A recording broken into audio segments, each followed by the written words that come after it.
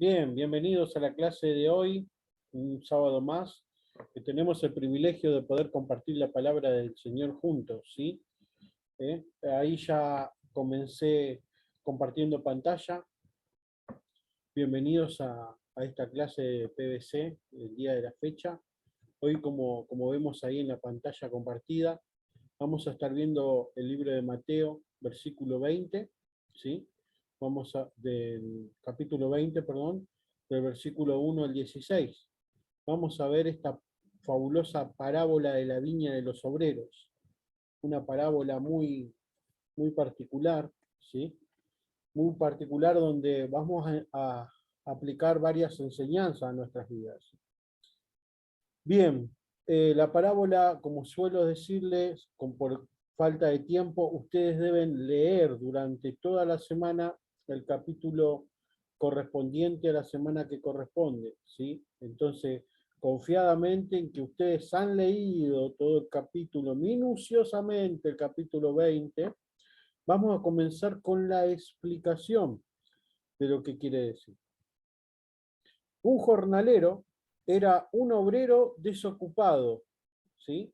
Que se reunía en las plazas del pueblo para quedarse a la disposición de quien quiera contratarlo por un día. Eso era un jornalero. Un jornalero era una persona que no tenía un empleo fijo, no tenía un oficio particular, como en aquel tiempo el que hacía vasijas, eh, el herrero, que hacía piezas de hierro, o el carpintero, como lo era el padre de Jesús, ¿sí? Habían personas que no tenían oficios particulares, entonces al no tener oficios estaban a disposición de no tener un empleo fijo, ¿sí? O un oficio en el cual ocuparse, entonces a estos se les llamaban jornaleros.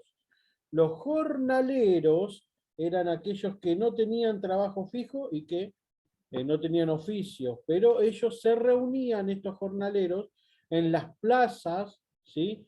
De los pueblos, de la población, en las plazas se juntaban y estaban ahí desde temprana hora a disposición de aquellos que tenían, como en este caso, viñas y eran contratados por un precio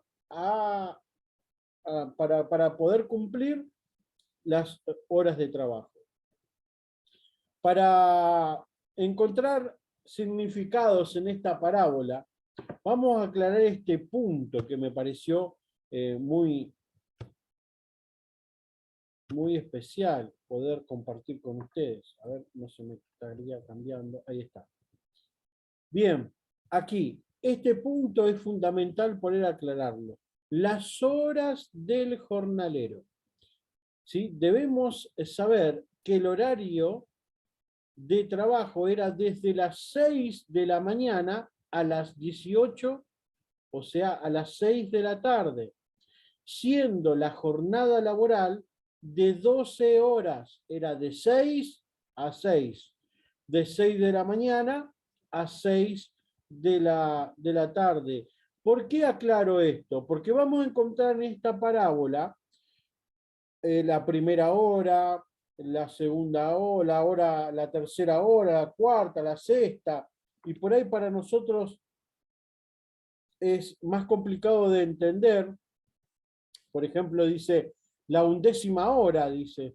Entonces, si la 11ª hora, ¿qué hora es? ¿Qué es lo que significa en la parábola? Y aquí lo dejé un poco más claro acerca de puntualmente lo que dice la parábola aquí en Mateo. Pero quiero que entiendan, ¿sí? Que el horario eran de 12 horas, de 6 de la mañana a 6 de la tarde, porque esto nos va a aclarar, porque dice el primer punto, la primera hora, ¿sí? Porque así dice la palabra del Señor, la primera hora dice que el dueño de la viña salió a buscar jornalero a la primera hora. ¿Cuál era la primera hora? Eran las 6 de la mañana. Entonces, a las 6 de la mañana, al comienzo del día laboral, salió el dueño de la viña a buscar jornaleros. a la plaza, contrató unos jornaleros, con estos jornaleros él dijo que lo que le iba a pagar, hicieron un convenio, un arreglo, ¿sí? Y los jornaleros quedaron satisfechos con lo que el señor le había prometido, el dueño de la viña le había prometido, entonces comenzaron el día laboral. Ahí dice la palabra de Dios, como puse en el punto 2, la tercera hora, a la tercera hora, a la tercera hora de que haber comenzado el día laboral, perdón. Entonces, la tercera hora, ¿cuál era la tercera hora? Eran las 9 de la mañana. Como puse ahí, tercer punto, dice que el dueño de la viña sale a buscar más jornaleros a la hora sexta del mediodía, ¿sí? Que eran las 12 del mediodía. La hora sexta eran las 12 del mediodía. Ya había pasado la mitad de la jornada laboral. Entonces dice que en el punto 4 que a la 11ª hora volvió a salir a buscar jornaleros. Era el dueño de la viña, era muy bueno y bondadoso, y seguramente buscaba siempre que todos estén ocupados, porque en la cuarta vez que sale el dueño de la viña a buscar jornaleros, dice, ¿qué están haciendo ustedes aquí? No, señor, nadie nos ha contratado aún. Dijo él. Bueno, entonces vengan a trabajar a mi viña. Entonces, esto demuestra la idea, a través de esta parábola, el Señor Jesucristo está enseñando la idea de Dios de incluirnos a todos en la obra del Señor, a no dejar a nadie fuera del trabajo que luego va a tener su recompensa en la obra del Señor. Sea que seas de la primera hora, de la tercera, de la sexta o de la 11ª, tendrás recompensa en el reino de los cielos. No hay nada que escape de esto. Ahora, luego de haber explicado esto, quiero decirte que la idea era llamar a todos los que estaban disponibles. Y esto sucede el día de hoy. El Señor, a través de esta parábola, nos enseña que el día de hoy el Señor está buscando gente dispuesta, no disponible, sino dispuesta, porque disponibles estamos todos, pero cuando verdaderamente se necesitan, son muy pocos los que están disponibles, ¿sí? O sea que nosotros tenemos que estar disponibles, no dispuestos, sino disponibles para cuando sea requerida nuestra ayuda, podamos ir a obrar de una manera extraordinaria, porque el Señor tiene absolutamente todas las cosas, ¿sí? Para darnos las recompensas el día de mañana. Entonces, vuelvo a repetir, la idea era llamar a todos los que estaban disponibles. Quiero que en esta parábola podamos entender esto, que el Señor tiene un interés genuino en que todos podamos estar ocupados en la obra. Este hombre obró con misericordia, porque lo que nos enseña esta parábola es acerca de la misericordia que tiene el dueño de la viña. El dueño de la viña es el Señor y es buen pagador, porque no está estafando a nadie, sino que le paga al primero hasta el 11º de la misma manera, ¿sí? Sea que vos conocés a último tiempo al Señor o hace tiempo, hace años que le conoces, el Señor tiene una paga especial para cada uno de nosotros, ¿sí? La paga es igual para todos, no tiene privilegios el Señor. Eso es lo que nos está enseñando, ¿sí? Que el Señor a todos nos llama y es Él el que actúa con señorío. Seguramente el Señor, esto no tiene mucho que ver o está relacionado en cierto modo, quiero decir, con el juicio de Bema, que ya en algún tiempo se los voy a estar explicando. El juicio de Bemas, el juicio del trono blanco, es el juicio donde el Señor va a premiar a cada uno de los miembros de la congregación, de las iglesias, para ver cuál es la obra que las personas han hecho por el reino de los cielos. Entonces el Señor no escapa nada, sino que el Señor va a premiar. Es un juicio de premiación, no es un juicio de condenación, porque la palabra de Dios dice que no hay condenación para los que están en Cristo Jesús. O sea que cuando pasemos por juicio, va a ser un juicio de coronación, no un juicio de condenación. ¿Sí? Ahora, esta parábola es un cachetazo a la envidia y al pleito, porque los de la primera hora se habían enojado con aquel dueño de la viña, porque había pagado a los que trabajaron solamente una hora, les pagó lo mismo que a ellos que estuvieron todas las 12 horas de completo.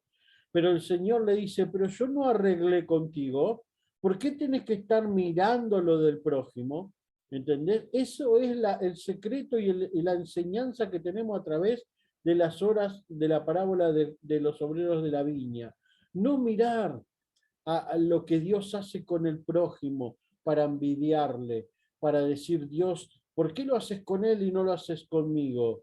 De una manera, de poder mirar esto con envidia, ¿sí? Con pleito. El Señor no quiere eso. Jesús nos enseña que no tiene favoritos, que Él es el dueño de la misericordia. Oiga, Dios es el dueño de la misericordia. Quiero que te grabes este versículo que voy a poner en pantalla, ¿sí? En nuestro corazón a fuego, porque ¿quiénes somos nosotros para juzgarlo a Dios? Para decirle, Dios, ¿por qué haces esto con mi hermano y no lo haces conmigo? ¿Por qué Dios obrás con él de una manera y conmigo obrás de otra? Mire lo que dice este versículo y quiero que se lo graben en sus corazones. Ahora, en este tiempo he escuchado muchas personas que juzgan al prójimo, que le miran con desprecio, que le miran y le juzgan al prójimo, que se creen que ellos son dueños de la misericordia de Dios. Y esta parábola nos enseña eso, que la misericordia es un gobierno absolutamente de Dios, ¿sí? Y de Él depende lo que hace y lo que deja de hacer. Mire lo que dice este versículo de Romanos 9, 15, el 16. Pues Moisés dice, Dios le dice a Moisés esto, tendré misericordia del que yo tenga misericordia y me compadeceré del que yo me compadezca. Así que no depende de quién quiere ni del que corre, sino de Dios que tiene misericordia. No es del que corre, ¿sí? No es no depende del que quiere ni del que corre, sino de aquello que Dios tiene misericordia. Por eso no podemos juzgar a los hermanos que han estado en pecado y por ahí murieron o les pasó un accidente y sabiendo que se habían alejado un tiempo de Dios. Nosotros no somos quienes para decir, el hermano no se arrepintió a tiempo, el hermano debe estar en el infierno porque no tuvo tiempo de cuidar su salvación, de arrepentirse de lo que hizo. Nosotros no somos quienes. Guardes este versículo en su corazón. Dios tiene misericordia de quien quiere tener misericordia, ¿sí? Y se compadece de quien quiere compadecerse. Dios tiene misericordia de que Él quiere. Nosotros no somos quienes para juzgar a los hermanos de la fe, ¿sí? Guárdese en este versículo en su corazón y esa es la enseñanza fundamental que el Señor nos habla hoy a través de este capítulo 20 de Mateo. Ahora continuamos, Mateo 20, del 17 al 19. Jesús por tercera vez anuncia su muerte. ¿Qué es lo que el Señor puede volver a enseñarme? Ya lo vimos el sábado pasado, los sábados anteriores, que podemos aprender. Hay una insistencia recurrente de Jesús en anunciar su plan. Aquí aprendemos de que Dios no improvisa, Dios tiene un plan, pero ese plan lo da a conocer a los suyos. Dios no hace nada sin comunicarle lo que está cerca a los que están cerca de él. Dios no hace nada sin anunciarles a los que están cerca de él. Los discípulos compartían tiempo con Jesús, entonces era necesario anunciarle lo que iba a acontecer. Dios siempre a los que están cerca de él y que los que predisponen su corazón, siempre le anunciará, ¿sí? lo que, cuál va a ser el porvenir, lo que Dios va a hacer, lo que Dios va a obrar. Ahora, entonces dos cosas podemos aprender. Dos cosas podemos aprender en estos versículos. Primero, estar siempre cerca de Dios, ¿sí? Y como segunda cosa que podemos aprender, Dios revela su plan para los que son íntimos. Estar cerca de Dios tiene beneficios. Dios siempre te declara cuál será su plan a seguir. Les declara que iba a acontecer lo que iba a permitir él, iba a permitir que le hagan. Era necesario anunciarlo para que ellos se preparen, buscando al Padre en oración y en intimidad, porque por eso era tan insistente Dios al anunciarle por tercera vez su muerte. Quería que ellos se preparen espiritualmente para no apartarse, no alejarse, no desanimarse, sino fortalecerse en Dios. Y por eso es necesario que vos y yo en nuestra vida podamos estar cerca de Dios, podamos fortalecernos, porque a veces vienen momentos difíciles, momentos complicados que van a querer arrastrarnos, ¿sí? Y alejarnos de Dios, si es que no estamos bien plantados y los cimientos bien firmes. Es necesario que podamos estar cerca de Dios. Busquemos a Dios. Esa es la gran enseñanza para resistir en el día malo. Busquemos a Dios. Mire lo que dice Efesios 6:13. Por tanto, tomad toda la armadura de Dios. Si usted si lee Efesios 6, unos versículos anteriores, el 12, el 11, el 10, va a encontrar la armadura de Dios para fortalecerte en el día contrario, en el día que no está nada bien, en el día donde ves que las cosas no te salen. Para esos días el Señor te dotó de armas espectaculares, como la fe, la palabra de Dios, ¿sí? Como la salvación. Alimentar nuestra fe y acercarnos a Dios depende pura y exclusivamente de nosotros. Por tanto, tomad toda la armadura de Dios. No dice una parte, dice toda, toda la armadura de Dios, para que podáis resistir cuando en el día malo. Y habiendo todo acabado, ¿cuál es el fin? Estar firmes. Porque cuando acabe el día malo, porque el día malo no va a ser para siempre, porque el día malo va a ser un tiempo pasajero, terrenal, y no va a ser eterno, cuando pase ese día malo, el fin de que hayas usado la armadura de Dios es estar firmes, estar firmes. Ese es el propósito de la armadura de Dios. ¿Vio cómo podemos seguir recibiendo enseñanzas en cada anuncio? Tercera vez que Jesús anunciaba su muerte. ¿Qué podíamos aprender? A estar cerca de Él, para cuando venga el día malo, poder usar esa armadura y poder estar firme. Bien, continuamos. Mateo 20, del 20 al 28 está la grandeza de servir. La grandeza de servir, porque aquí está la petición de la madre de Juan y Jacobo.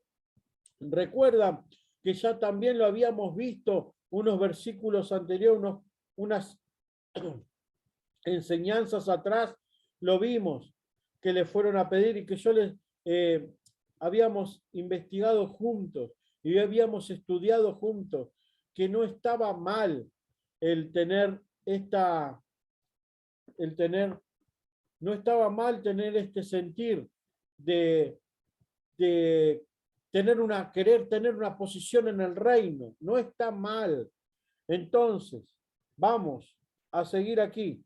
Aquí tenemos la petición de la madre de Juan y de Jacob, pidiendo una posición en el reino, lo cual Jesús responde, no le corresponde a él decidir sobre este asunto, sino a quién, al Padre.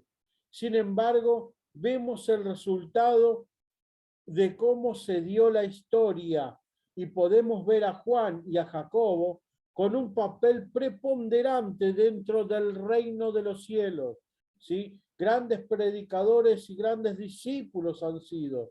Dice, el cual seguramente el Padre cumpliría ese anhelo de su corazón, ¿sí? Aparentemente Dios, el Padre, cumple el anhelo en el corazón de ellos, de querer estar cerca en el reino. Ahora, lo malo aquí fue la manera de tratar de conseguir la posición con métodos humanos, tratando de posicionarse bajo cualquier costo.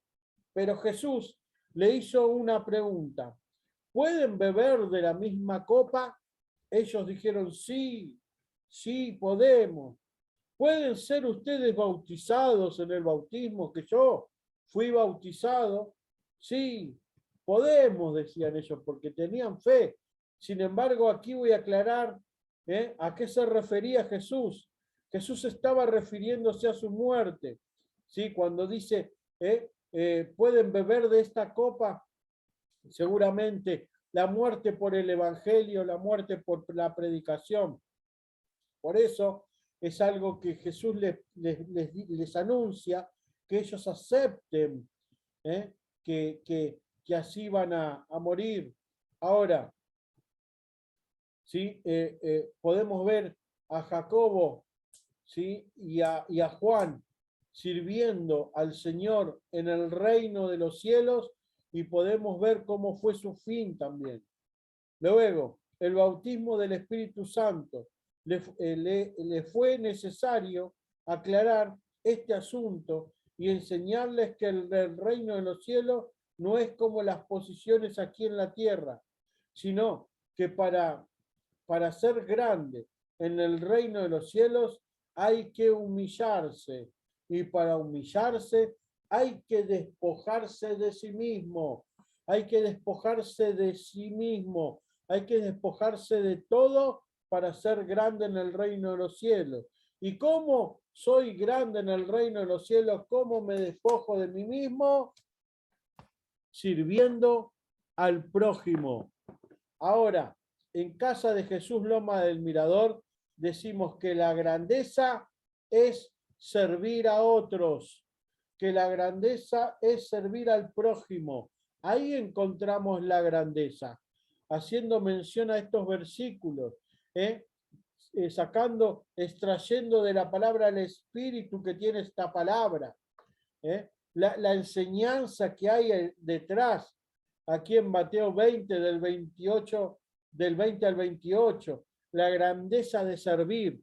Cuando yo quiero ser grande en el reino de los cielos y tener una posición, es por cuanto más debo trabajar, cuanto más debo servir al prójimo, cuanto más debo dar mi vida en rescate de aquel que no ha conocido al Señor como su Señor y Salvador.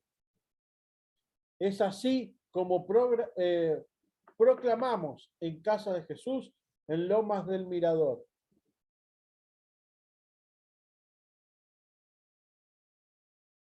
Bien, continuamos con el último punto.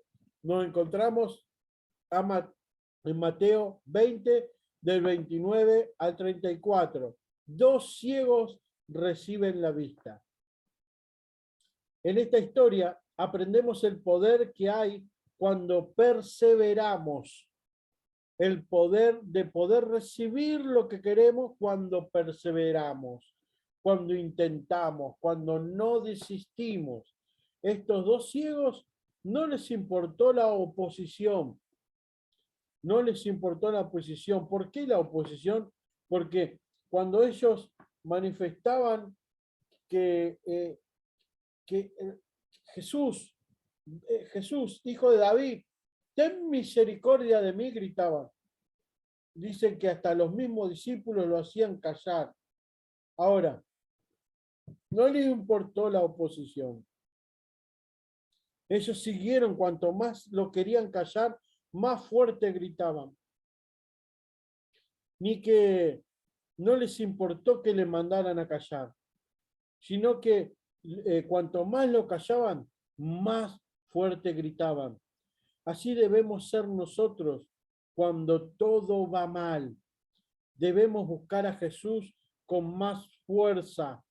El secreto para que nuestro milagro se dé está en perseverar, en perseverar y pasar de a pesar de que haya oposición, a pesar de que todo nos vaya mal, a pesar de que las dificultades de la vida se hacen pesadas, debemos clamar con más insistencia. Dios es bueno y grande en misericordia. ¿Sí? Aquí dice que Dios se manifiesta en el proceso, ¿sí? Hasta que el milagro llega. Dios se manifiesta en el proceso hasta que el milagro llega. Muchas veces nosotros en el proceso no lo queremos pasar, queremos saltear el proceso. Sin embargo, hay una paciencia a desarrollar, un tiempo de espera, ¿sí? Que nadie quiere pagar, pero debemos aprender a esperar en Dios. El poder del clamor de estos 2 ciegos hizo que Jesús se detenga para suplir el milagro que ellos necesitaban.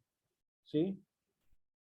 Literalmente dice que Jesús se detuvo para acudirlos, para acudir a ellos a causa de su clamor. Ahora, como último, quiero decirte que estos 2 ciegos le siguieron a Jesús en el camino.